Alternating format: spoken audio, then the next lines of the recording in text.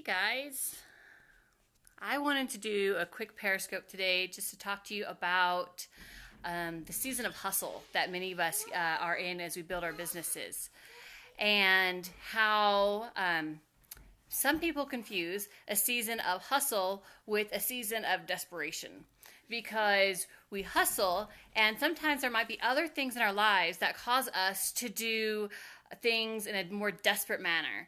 Um, think of the person that hasn't had a lot of sales.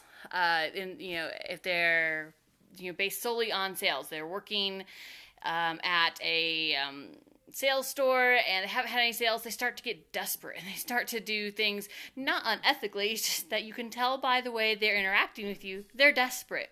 And who is attracted to a desperate person anyway? That's really pathetic, actually. So once the desperation kicks in, then it's harder to be more objective, and you might start doing things that you show your desperation. So that's one reason why I really, really, really love telling people about the Rising Star bonus in building your business, because the Rising Star bonus was structured so you would start building 7 legs. And when it was first explained to me, when they were first releasing this new comp plan, and so Young Living was doing webinar after webinar talking about the comp plan.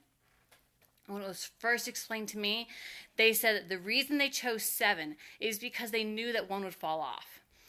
And exactly, it's a diamond maker. You need 6 legs to reach Royal Crown Diamond, but if you structured with the Rising Star bonus, you have 7, and so you have your 6 and a backup, because one of those legs might fall off. And what happens if you structure with 6 legs and suddenly one of them is starting to not work and they're not doing their stuff and they're suddenly not interested?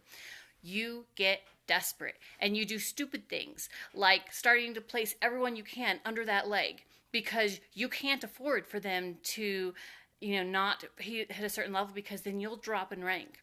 And you need that money, and you need it because that's all you're depending on, and you have these goals to make. And then you start getting desperate, and so you do stupid things. Don't do stupid things, okay? So structure in a way that is going to give you that breathing room. Okay, I've always said to work 2 ranks ahead. So if you are silver, you are not focusing on getting gold. You are focusing on building 2 more legs, because you're building a gold and a platinum leg. And if you're doing that, then if one of those legs that got you to silver starts dropping off, it's no big deal, because that's their decision. You have to let people do, that's right, don't do stupid things. You have to let people do whatever it is they are going to do. We can't go chasing after the ones that suddenly decide that this isn't for them anymore. And you know what? Maybe they'll come back later.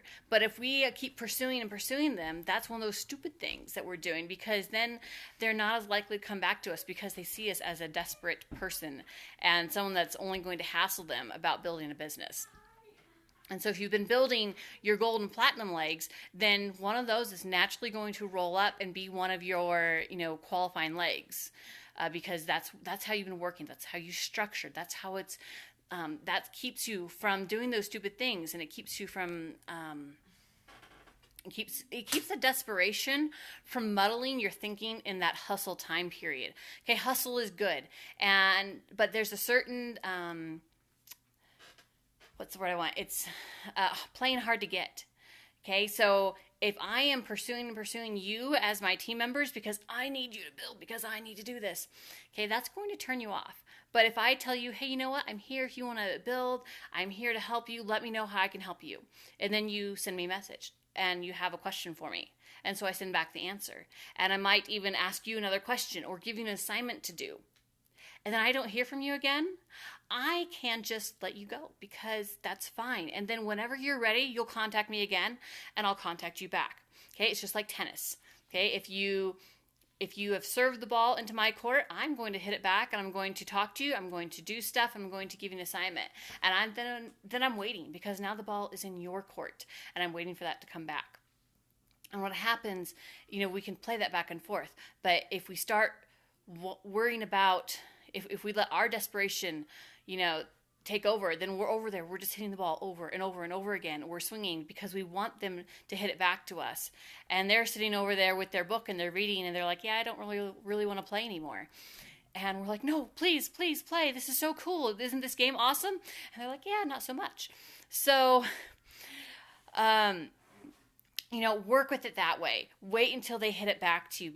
And position yourself in such a way that you can do that. And so you can just let those people go. And, Jim Rohn says that some people will function at 30%. And that's how they're happy doing it. And if you want to know why, he says don't sign up for that class. Okay, just let them do it. Let them function at 30% because that's how many times they just function in life. They function at 30%. And later on, they might come back and they might function at a higher level or they might not. Okay, and don't worry about it. Just keep on going. Don't sign up for that class and keep doing the way that things, to build your business. And so, that's one reason I encourage people to, don't make decisions. I mean, having big goals are good, but don't make such a huge life change that you become desperate. If you can make a life change and still keep building your business in a way that's going to keep you, functioning at a very high level where you aren't desperately trying to recruit people and getting them, then that's great. But, really as you're making decisions, as you're looking at your business, make those decisions in a way that, and behave as a way in an upline. Like, would I want my upline to contact me every day asking how I'm doing? Or, things like that. And that's also where it comes in good to have a good relationship with that person. And so I can contact that person and say, hey, I noticed you haven't, been on Facebook much recently. Or I know I saw the status. Are you okay?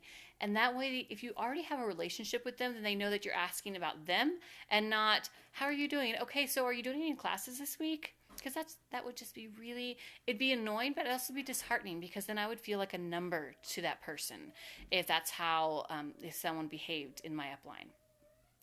So, and going back to that, about structuring, I had someone that made silver, and they made silver in the month of April, last year. And then they didn't make silver again for 10 months. But some people at that point would be so desperate with making silver that they would just, start piling everyone under the leg that needed it. But she didn't. She said, okay, that's fine. And she went back and she structured well. And now she has like 5 or 6 legs going, and she is well on her way to gold. And when gold's just going to be, a passing point, she's going to hit gold and keep on going because that's how she has structured herself now. And so she's not stressed about it because she has that momentum and it's going the right way. She won't get to, she's already made silver again, but she didn't get there and say, okay, now what? Now I have to start all over. She already had that going. So those are just a couple ideas. I'm off to the stores, so I just wanted to leave you with those today. So thanks everyone for joining and have a great day. Just a second.